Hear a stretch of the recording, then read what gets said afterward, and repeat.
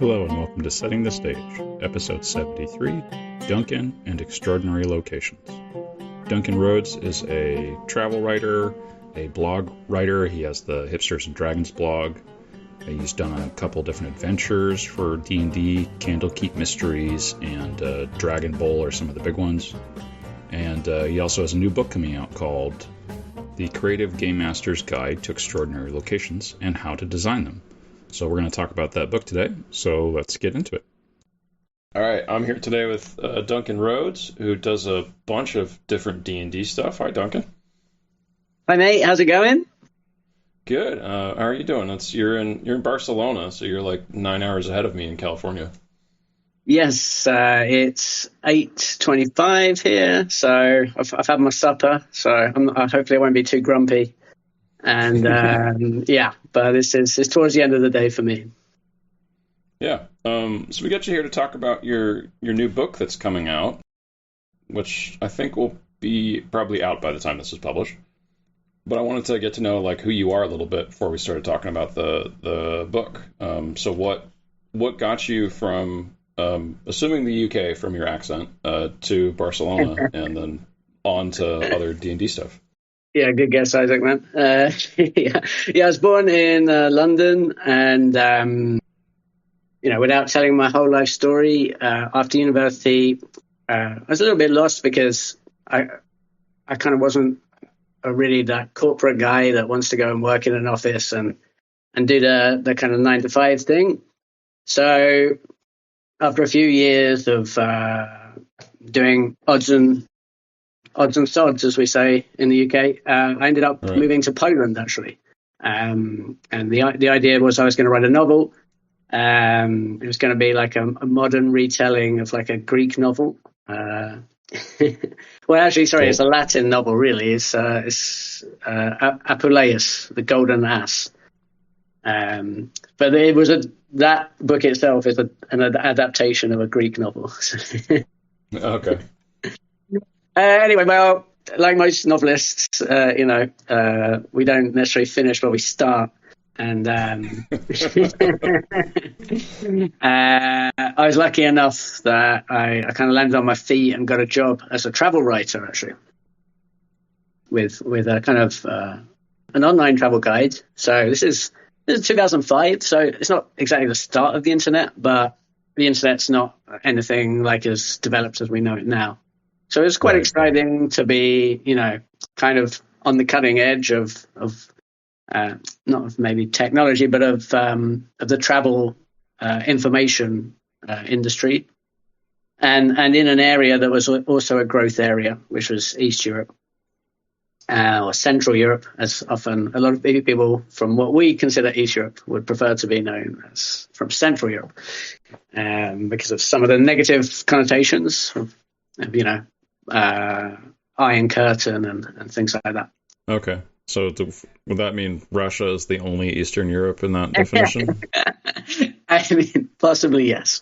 They might be the only ones proud, anyway, to have been behind the Iron Curtain. But I don't want to start a controversy on your wonderful podcast. All right. But yeah, so I had a really great time in Poland.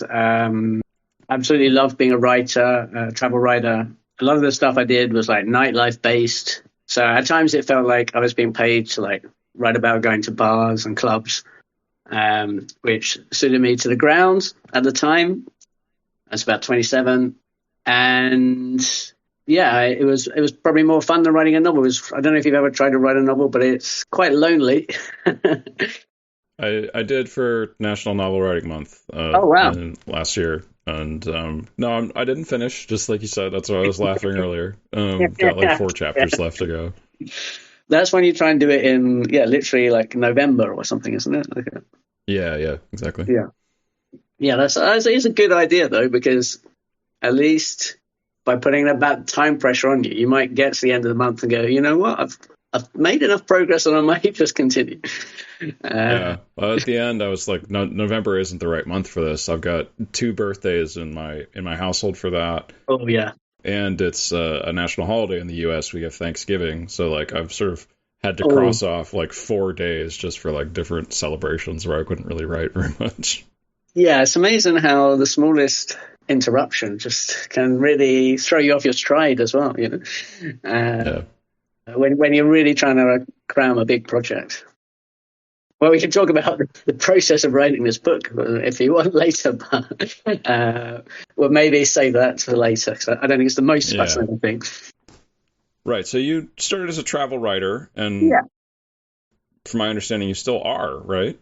exactly. So Poland's quite a cold place. I don't know if you know. And at some stage, I was living in a nice town, very nice town. Still one of my favorite towns, Krakow. It's a city. But it's, after 3 or 4 years, you notice that you've pretty much done everything 5 times. And it just felt like a change. So I moved to Barcelona, where it's warmer and I had a whole new city to explore. And you've got a beach. And yeah, just the weather opens up so many more possibilities as well. So yeah, so I haven't, that was, I think I first started visiting in like 2009. And then a few years later, kind of moved here, kind of permanently. I wasn't supposed to be permanently, but it turned out to be permanently. All right. And yeah, and still here. And yeah, we work in my spare time. I started playing Dungeons and Dragons again in about 2015 or 2016. A friend got me back into it, and I wasn't. I assumed everyone had stopped playing, to be honest, because I'd stopped playing. So I never heard anything about it. Like it wasn't really in the media, it wasn't in the mainstream media at all. So I just assumed I was never going to play again. And then my friend's like, "Oh, they brought out the fifth edition. It's quite good. You should try it again." And yeah, it took me a couple of sessions to like really feel it. But yeah, I was hooked again, just like I was first time around, which when I was like 11ish. Yeah, and now it's become sort of like another part of your job because you have the Hipsters and Dragon blog, you have the Duncan Rhodes Painting Academy, and yet now this book as well. Well, that's that's where AI may have let you down, my friend. Oh no. The Duncan Rhodes Painting Academy. Yeah, when you type my name in, AI seems to think we're the same person. Um, Oh, I assumed you were because it's okay because it's D&D related and it's your same name. Okay, so that's not you. That's someone That's else not with the me. same name. He did try All to right. steal my identity, I feel. I was quite a keen painter as well when I was young. Okay.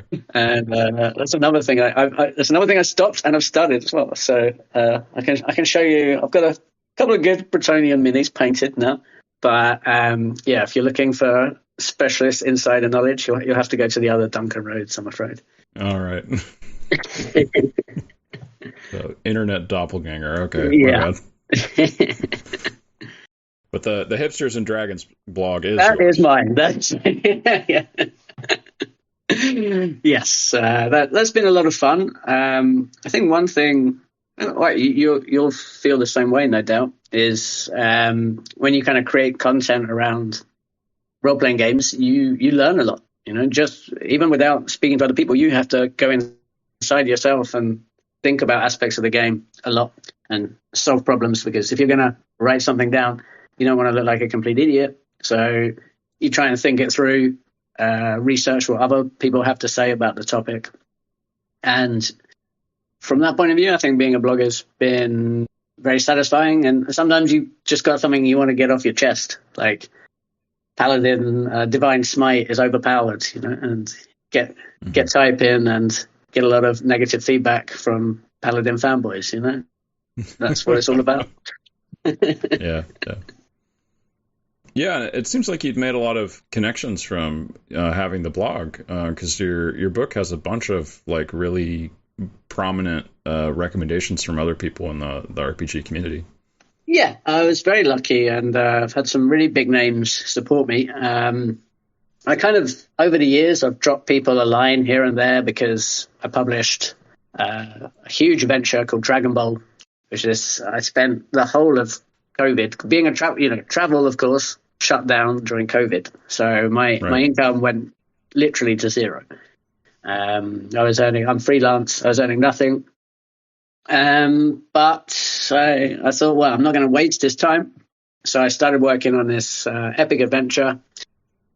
I've always been fascinated by the idea of a gladiatorial tournament, but one that wasn't just fighting in the ring. I wanted all the intrigue around it. Who's organizing this tournament? Why? Who are the spectators? What shady business deals are going on in the background? Who's coming to win this big prize? And what are their motivations? They're not all in it for the gold, right? Some of them might have darker or more heroic aspirations or goals. And so, I created this pretty big, it's almost like a campaign setting. There's beer tents, casinos, fun fairs, camping grounds. It all takes place under Mount Waterdeep. So it's pretty hard to get to. So there's a few different routes. Mm-hmm.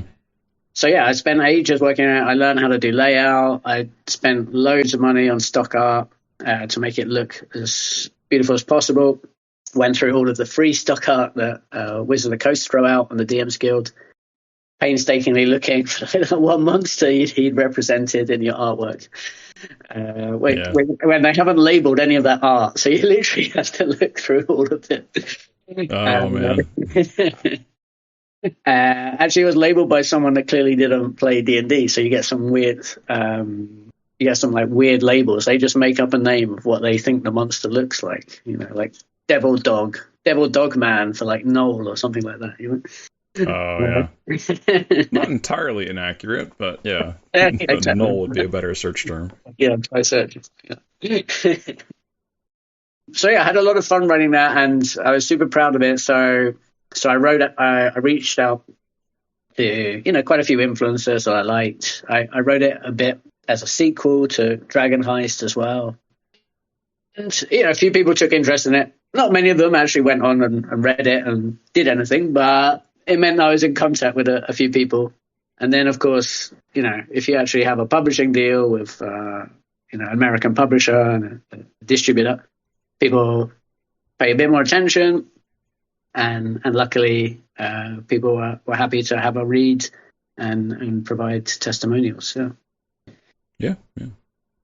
Well, yeah, let's talk about the book. So it's called The Creative Game Master's Guide to Extraordinary Locations and How to Design Them. Yeah, a bit of a mouthful. Yeah, the map book is what I feel like I've been talking about it in my head. That's what it's called. Yeah. I just call it Extraordinary Locations, yeah. Yeah. The publisher wanted a little lead-in because they want to do a series. And then I wanted the outro on how to design them because at its heart, this is a book of 30 locations that I've already written for you over, I think, 9 different terrain types, each with like a full-page, full-color map with often dozens of sub-locations are all described in the book. Who lives there, what their goals are, that type of thing. So they're fully developed locations. But I know what GMs love, and that is creating their own stuff, right? Yeah. That's what we all love. So I thought there's something missing here, I need to help GMs. I really hope people are going to use the material in this book. I labored over it long and hard, and I made it stuff that I would obviously happily include in my own games. And I think I have quite high standards, so hopefully other people will enjoy these locations. But a core part of what I wanted to do was just give game masters tools for creating their own extraordinary locations. And obviously, I don't doubt that every games master has it in them to create an extraordinary location by themselves, but it doesn't hurt to have, a few tables and a bit of a few reminders on good practices and maybe a few devices or ways of working that they hadn't thought of before. And I think if you put all that together, I think GMs are going to have fun, both hopefully with the locations I've done, but at the very least, with they're going to be able to create better locations themselves. I hope. Yeah, yeah, it's got like 40, about 40 of the pages are for like how to make a good like adventure location and along with the adventure that goes in it. And yeah, I think it's actually a pretty good like stepwise guide for what to do for people that might be comfortable DMing but not be as comfortable with like creating the adventure itself for what they Yeah, want to do homebrew. that's a good point. And I think we probably when we start off, we're probably happy at DMing other people's material. Or step one, and we got so much to think about already that it makes sense to run a pre-made adventure, and then later, as you feel like you're able to adjudicate things and have a handle on the rules and how to set the pace, then you're going to want to. A large part of the fun is creating your own stuff. So I think you're going to want to go and do that and bring your own material to the table. Yeah, yeah. It reminded me a bit of like the bait and tackle entries from Knights of the Dinner Table. I don't know if you've read that, where it was like trying to come up with like a quick adventure idea for some of the locations. Okay. It's not fully fleshed out, but there's plenty there that you can run it or you can modify it, and you even give examples of like how to modify it for some of them to change it for how you want the adventure to fit within your campaign. Okay, yeah. So now we're talking about the specific locations, right? So yes, each location, there's the core of it is represented in the book in that you have the NPCs, you have the map, you have the area descriptions. But then I suggest how I call them adventure ideas, and normally there's 4 or 5 for each location, which suggests how GMs might want to use these locations. Right. Do they, are they going? Let's pick a concrete example because why not? I like the Priory of the Pale Claw, so I'm gonna just flip to that page actually. That's number 22. Okay. Yeah. Oh, see, it's mounted locations, isn't it? So this is quite the combat threat of this location is pretty big. There's a dragon. Yeah. So it's a monastery, but the kind of the chief sensei, as it were, is a dragon, and she's actually training these monks in order that they recover the stolen treasure hoard of her father. Her father was killed. That's the backstory of the location, and his hoard was like raided and split across the realm. So she feels like she was robbed of her birthright. So she set up this monastery on top of a series of rock pillars, and this is where she trains her monks. A final initiation ceremony is they have to jump off the rocks and summon the draconic magic they've learned to be able to kind of feather fall down using dragon wings. Hopefully they've mastered it by the time their initiation ceremony comes up. So I give all the information about the different monks. There's a few kind of tough lieutenants there. There's the dragon herself, and then there's the acolytes, and then I suggest different ways you could incorporate this into your campaign as an adventure. You could go there to steal something, right? You could go there to negotiate the return of one of the treasures that she's already recovered. Or it might be that this location starts in the background of an adventure. These monks are running a heist in the town where the players are based. So suddenly you've got these monks like they're breathing cold. They're kind of using dragon magic, and they're stealing important items from a town. Maybe from a temple or maybe from a merchant, and the players have to maybe fight some running battles against these monks or specifically hired to protect an item. So maybe you use this location in the background, and then as you get more powerful, you might have to go and heist the locations. So yeah, each location it's not an adventure, it's an adventure location. The Right. exact way you deploy it is up to you. So I think this is for me at least, a more interesting and flexible way of giving GMs adventures. I'm giving them 80% of adventure, and then they create the last 20% themselves.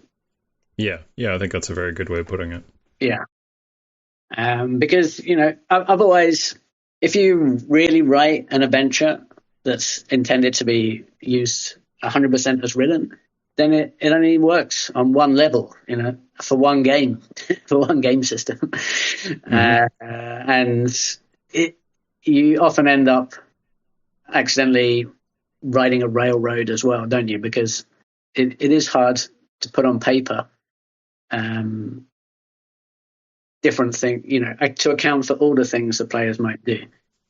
Yeah, basically impossible. Yeah, like pretty much every like module that I've run for my players, they have gone off in some direction that is not in the module, and I have to come up with something, which is fine. I can do it, but yeah, it's impossible to come up with everything.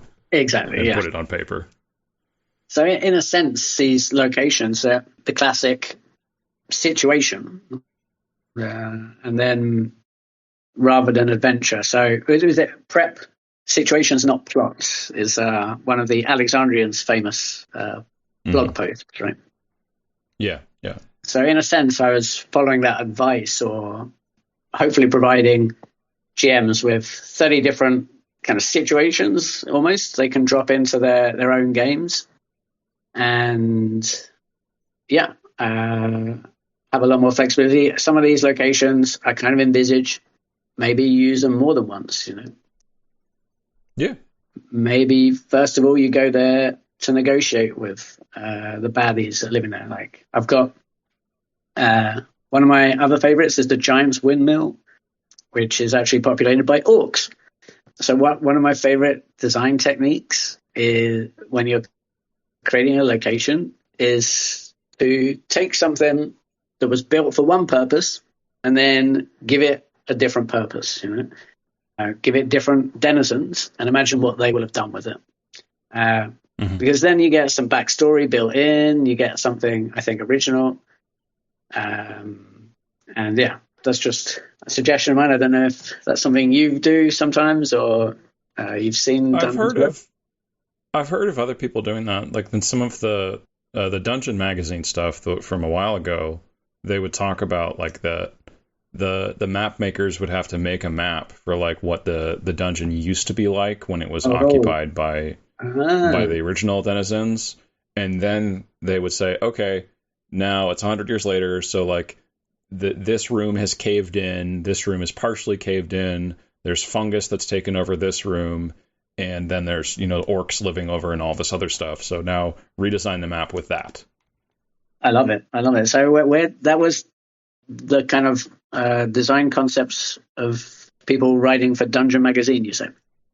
Yeah, there for some of them. Obviously, some of them were like original locations, but the map makers at one point wrote an editorial that was like sort of frustrated with the adventure designers that we have to keep doing this over and over again.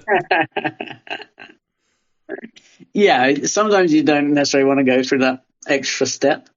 It maybe makes even more sense for a dungeon because often we do imagine dungeons as ruins of a bygone era that have somehow been buried. And therefore, it's very unlikely that they've looked the same or haven't taken on some different physical form and definitely different inhabitants and repurposed sacrificial altars or whatever.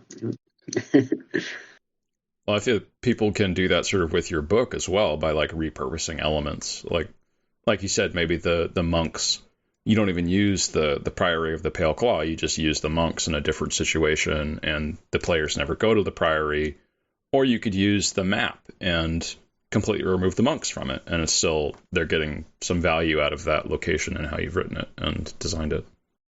Absolutely. One thing that I think would be quite fun is to reimagine some of these maps in a different terrain. Mm. For example, well, I was talking about the Giants windmill, and the Giants kind of had to leave after like this kind of epic storm, which like flooded the valley, and so you've got this giant temple that's half submerged in a lake. But I was thinking it could also be fun if it was like submerged in sand, right? And Yeah. yeah, why not? And Like the casino could also go somewhere else. yeah. You've obviously got to do a bit more work when you when you do that. But if you're already running a desert campaign, then yeah, that could be a fun exercise. It's not necessarily just with the locations in my book. It's just taking locations from, pick up whatever's on your shelf and see if you can repurpose something that you've got lying around and you never used. Yeah, definitely. So I just love all the maps. Like for me, it's hard for me to do theater of mind as a player, and I don't even do it as a GM because I just like having a map, even if we're not like, counting distances exactly, still knowing like where I am in relation to everyone else as a character is very important to me. So I love all the maps in this. They're very well done. And having like for like the multi-level ones, also having like the side-on view so you can get more of like a 3D idea of what the space is like is very useful. Yeah. I was very, very lucky. I had very high demands with maps, and I was worried I was kind of put in charge of finding a cartographer to work with. And I was worried. That was my biggest worry, that I wouldn't find one. Because there are obviously some very good cartographers out there, but I see how much money they make on Patreon, and I was like, I don't think they're going to... I don't think they're necessarily going to be able to persuade them to work with me for the budget I was given. But I found a guy who is absolutely a rising star. He was just starting his career when we started working together. But now I believe he's already worked with Wizards of the Coast. So yeah, he's called Arturo, and he also lives in Barcelona, unbelievably. Oh, cool. So yeah, so I was able to actually meet in person, have a good chat about the project. He was excited about it. I could tell he was a really reliable guy, and we worked like absolute dogs on every single map. I actually drew them kind of myself to the exact square, because otherwise it would be just too much. We did one, and I did a like rough sketch, and then I asked him to reproduce it. But that was just going to take forever, because there's always some miscommunications. So yeah, I did sketch them out in detail myself, but they look like crap. And yeah, he made them look absolutely beautiful. And I think as well, one thing I was keen to do is on each map try and create like an adventure zone, so it's not just a castle or a fort. There's a little bit around it, or it's not just a church. There's a church on the rocks next to a classic pirate cove with cliffs where harpies live, and a beacon tower, and a zigzag kind of staircase that cuts across the top of the cliffs, and some rock pools. So you'll be able to guide your players through a whole region. You can perhaps describe the approach. You can maybe have a fight that goes across different zones. And I'm like you. When we use theatre of the mind, everyone's imagining things a bit differently, and that causes some frustration for me, especially when I find out I'm not as close, I'm not in range with my bow, or I can't get there, or I don't have the cover I thought I had. So yeah, I definitely prefer to geographically be able to pinpoint my character in a story. Yeah, yeah. Yes, these are very helpful for that. Yeah. And there's also a digital download that's included for the book, so you don't have to like copy from the PDF or take a picture with your phone of the physical book to put it into a virtual tabletop. You can get those. Yeah, you don't actually get the PDF at all. The PDF is a separate product. So I know that's a common thing in kind of when you do a Kickstarter or something. But I think traditional publishers they don't tend to give away the ebook with the hardcover. So yeah, but you do get the maps. You do get a digital version of the maps. You can just use a QR code and then download them. And you actually get two versions. You get the one as it exactly appears in the book, and you also get like a gridless one with no labels that you could use on a VTT. Perfect. Yeah, because a lot of us play on VTTs now. Yeah. And if you're gonna have a beautiful map, I mean, I normally play in person, but I didn't want to create a product where half the value is the maps, and then you can't use them in your game. So, Right. So I said to the publishers, this is like a non-negotiable. Like we've got to provide these for free.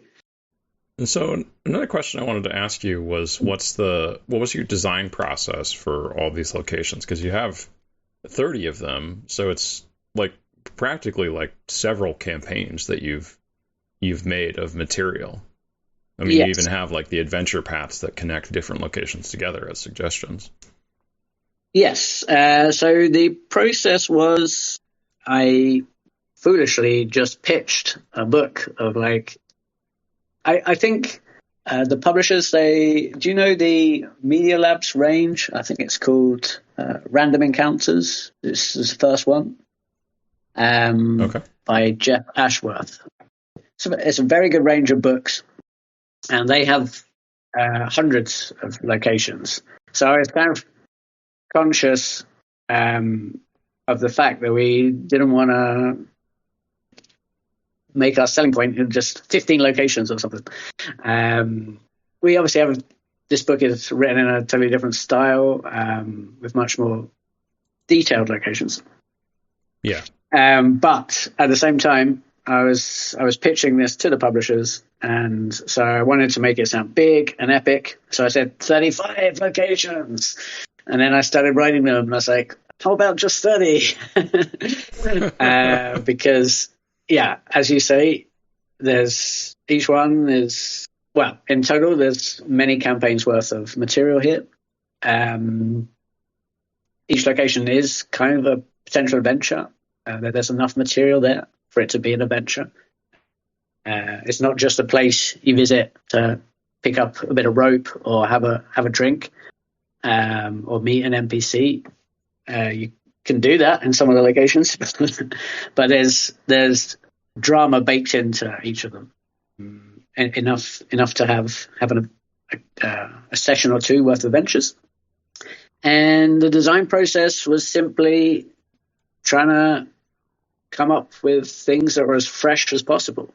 I didn't want to produce a book of adventures of locations that we've seen 1,000 times before. So yeah, I really wanted each location to be something I hadn't really seen before in an RPG book.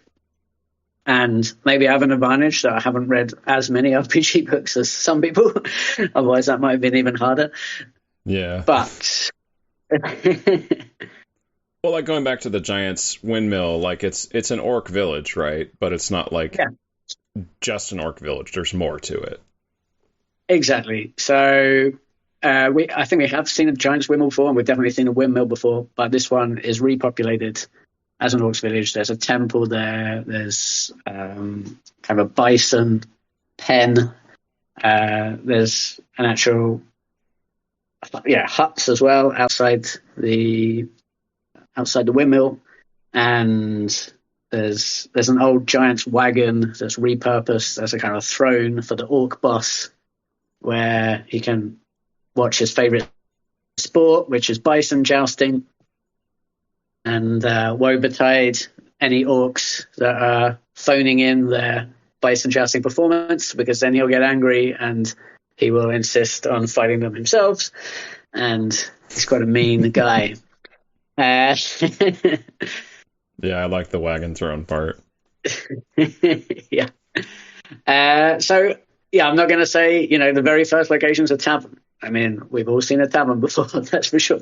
But I spent long hours like, how is this tavern different to every other tavern? And maybe it's a simple thing, but I decided there's a colossal statue that's fallen through the tavern, and its outstretched arm points to the bar, as if to say, go order some beers.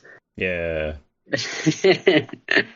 And there's a quest board on there, of course, and there's a games room, there's several cute little meeting rooms, there's an adventurers guild, they run seasonal monster hunts. So sometimes it was a case of giving a twist to something we've seen before. One of my favorite ones is the Vine Swing Village, which is a rooftop village, but not wood elves, and not is it Solace that started the Dragonlance novels? I've tried to read them several times, but I haven't gotten into them. Okay, yeah, I don't know. I think it starts at a place called Solace or Haven, maybe. But this one is populated by goblins that use the native poisonous frogs, the poison from the poison frogs in their darts, and they ride dinosaurs, and there's a jacuzzi, kind of a jacuzzi for the Goblin Queen, and there's zip vines for like getting around.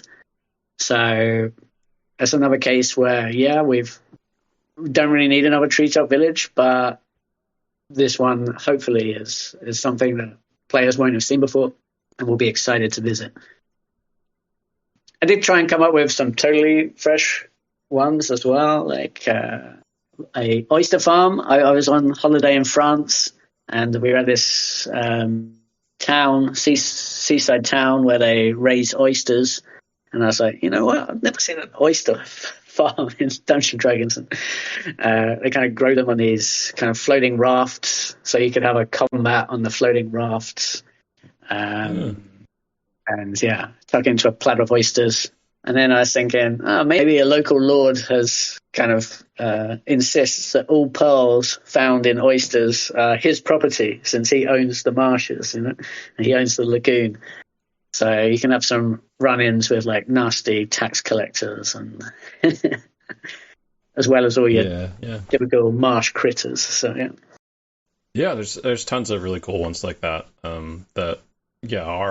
Are locations that I think definitely work for adventures, but aren't something that I feel like I would naturally think of as like, oh yeah, let's have an adventure where we have to go to an oyster farm and fight on top of the harvest mats. Yeah, no, it's really cool. How did you playtest these at all? No, I really wasn't given time. Signed the contract in something like September, October 2024, and the publishers wanted the material March by February, I think, the end of February, although I wasn't able to deliver it quite that fast. But, so it was a very intense job. I have got quite a lot of experience writing adventures now. I think I've published 4 or 5, some pretty big ones on the DM's Guild, and that's one advantage of these being locations, not adventures. They don't have to work in a way an adventure has to work. They just have to be credible and true. So I think that's a different challenge as a writer than writing an actual adventure where you expect doing this reveals this. Yeah, and like it has to be for level 5, and it's all Yeah. that balancing Yeah. part Exactly. for. Yeah. So GMs do, as I say, GMs I've done perhaps 80% of the work, or maybe 70, because you've always got to do some heavy lifting yourself. But yeah, judging the stat blocks, working out what information you want to hide there and how it might be revealed is sometimes up to you. There are, some of them come in with baked in secrets. But yeah, how they pertain to the stories you want to tell is up to the GM, really. Yeah. Some of them I developed as I have since, by the way, I have play tested some of them since writing it, and one of them was the Flying Ballroom Palace, which I developed as a location for running bulls, because I think every GM wants to run a really glamorous, successful gala, right? But it's quite a hard thing to do, right? You create a few NPCs and you think there's going to be some, I don't know, witty repartee, or maybe you can throw in a performance check for dancing or trying to seduce someone, but it can quickly fall flat in my experience anyway. I don't know if you've had that. I mean, when I've run something like that, I've had a few little contests, and then typically, it has to be capped off with an assassination attempt on one of the people there, and that's where the real fun is. Yes, that's absolutely how I run them as well. I have a few contests in there, and yeah, normally a fight breaks out, or someone is stealing something, and you have to go and intervene. So the Flying Ballroom Palace is kind of it just makes it even easier to do that, I would say. You've got a croquet lawn, you've got a billiards room, you've got a giant chess set, hedge maze. There's actually a few different areas to explore in the gardens. So there's a bit of an exploration element for people that want to look around. There's a menagerie where some exotic animals are stolen, kept, or might be stolen, I wanted to say. And there's a zero gravity ballroom, so where you could maybe have some narrative fun, discussing how your players can discuss them, describe themselves, how they interact with that. Yeah. But one thing I threw in was this magical stone, and you touch it to get a crazy effect that lasts until dawn. You turn into a centaur version of yourself, or your body becomes covered in tiger stripes and you roar at the end of each sentence, Or you get fairy wings, and you get a magic wand that casts enlarge reduce on anything you touch with it. So once you throw in these tools, I think, yeah, that's it. You're not going to struggle to run a good social scenario with this location at your fingertips, I think. And I ran it for my players, and we had a lot of fun. And I didn't even need the big fight at the end. That was the thing. It was the first location I run where there wasn't a big fight. Yeah, I was going to say, my players at this point, I've run several weddings, and they're starting to make jokes about me. Oh, who's going to get assassinated at this one? Exactly. It's more of a genre disruption to not have an assassination at a wedding at this point. You're talking as if from my own experience. I mean, I had the same thing, because what is the most dramatic thing that happens in Dungeons and Dragons? It's combat. So it's so hard not to default to that. So this was my solution to that problem. So hopefully, you will have to now run this for me and tell me if it works for you and your group. Yeah. I think there's a place I could fit this in my campaign, but it's going to be a while before we get there. But yeah, this is cool.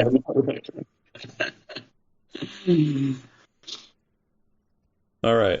Anything else you wanted to talk about, Duncan? No, I think we've chatted quite a lot, haven't we? Oh, well, where can people get the book? I think is the great place to finish off. Okay, yes. Where can we get the book? Amazon, Barnes and Noble. I think Indigo. If you're in Canada, I think you should be able to get them in the book stores themselves. And I think I was told various hobby stores. It will be stocked in Target, I'm told as well, but not until July. So, yeah. Okay. But not until July, so don't wait till then, guys. Fire up your internet and see if you can find it. It's actually, I don't know when this will go out. Oh, there's a sale on right now. I think they want to get the pre-sales up. So it's a really nice price. It's off for 30% right now, but I don't know how long that's going to last. Yeah, so, but yes. Well, I think, it's obviously not for me to say, but the one advantage with these guys, with Bluestone being a mainstream publisher, is they kind of keep the prices in line with normal hardback books. So the book is $25, a full price. So that's a pretty nice value compared to, a lot of RPG independent companies that have to charge more, Yeah, it's definitely a very good price because you're getting, like, the value-wise, like, if you actually use all of the material in the book, it's like 3, 4, maybe 5 campaigns of, like, material. That's without, like, even dipping into, like, the more of, like, advice component of it, of just, like, if you just use this stuff as it's presented, it's immense. Yeah, I've had some hard copies arrive in London, and it's a chunky book. Did I write all of this? It's huge, it's heavy, and it's got a nice cover, actually. I have to say, I was really pleased with how the cover came out. Yeah.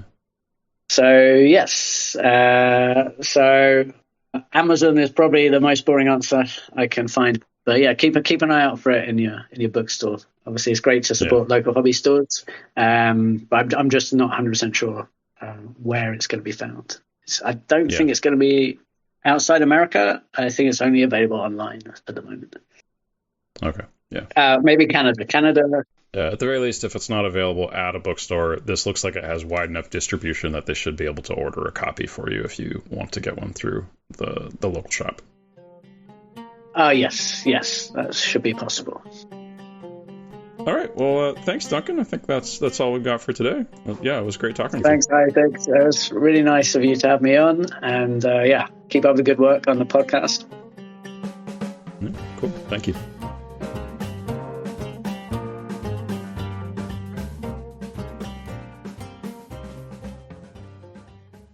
That was Duncan Rhodes with the Extraordinary Locations book, which is available on Amazon. There's a link to Duncan's blog, Hipsters and Dragons, in the episode description, along with a link to the book on Amazon. Also encourage you to get that from your local bookstore or game store, because that's more supporting of your local shops. If you're enjoying the Setting the Stage podcast, please leave a review, tell a friend, all that good stuff. We also have a Patreon where you can support the show. And thank you to our patron, Darren. Thank you very much. And thank you for listening, everybody. We also recorded a little bonus bit that didn't quite match the rest of the interview, so I've cut it out and put it at the end where me and Duncan were talking about my campaign setting. So keep listening if you want to listen to that. I was curious. I don't know if you want to talk about it on the podcast or not, but I was curious what you're doing with Cimmeria. Right, yeah, my campaign setting. Working on getting it published with like a full active campaign and like a like bonus archetype, like the secondary class content. But it's very slow for me. It's like a little side thing. Okay, but that's the official like Conan setting, right? Well, Cimmeria is used for Conan within like the Conan setting. That's not what I'm doing with it. The word existed prior, referring to the people that lived around the Black Sea. Okay. So it's more of a historical angle. That was the name that the Greeks used for them. And since so much of our culture is viewed through the Greek lens for that period, and my campaign setting also uses the Greek gods as the the deities, but I wanted to have more freedom to not just set it in Greece. So I moved it Yeah. over to Samaria and used the name because that's sort of like the fantasy in the East area for the way the Greeks viewed it. Okay. Yeah. So for them, Samaria is like where all weird shit happens. Yeah, exactly. So let's have that be where all the magic weird shit happens. So would that be so? Was that Herodotus that wrote about that? Yeah, he's the main source for that outside of like archaeological sources about like the real people. Okay. Yeah. Yeah. No, because I actually studied Greek and Roman studies, but on more the literature side, which I guess Herodotus falls under, but I didn't read much Herodotus actually. Yeah. I've been trying to read him, and I've been stuck in book two. He's such a meandering writer. Yeah. Yeah. I mean, anyone. Yeah. I mean, sometimes literary style or just they didn't always. Those type of books don't have suspense, do they? So they don't have like they're not told in a way modern stories are to hook us in. So um, sometimes they're harder to read. Yeah, and I think he's got good stories. It's more that just there isn't a very good like focus. It's Mm. like he's trying to tell the story of like the war between the Greeks and the Persians is the point of the history book, but then he'll be like, "Oh, and this thing happened with Egypt. Let me tell you all about Egypt to give you context." And then he just like writes everything he knows about Egypt, and then another like region comes up that's important, and he just wants to write everything about that region, and it's I mean, great for historians, but maybe not for readers. yeah, yeah, it's Actually, definitely like that should just be its own like book. It shouldn't be like a whole section within the main book about the war with Persia. there's a lot of it was very I think it's called picaresque, isn't it? Or maybe that's part of it. But there's kind of stories within stories. Like ancient authors love that device, don't? Oh yeah, no, he does that a whole bunch. Yeah, it's for me as a reader, it's quite tiring. It's like you start one story and then you get into another, and then you don't even finish that one because you get into another, and then you kind of have to like it's like Russian dolls, and by the Hmm. time you get back to the one you started with, you don't care about it anymore. Yeah, yeah. I've tried telling stories like that to my kids, and yeah, it's they don't like it. They don't want to follow that complex a narrative.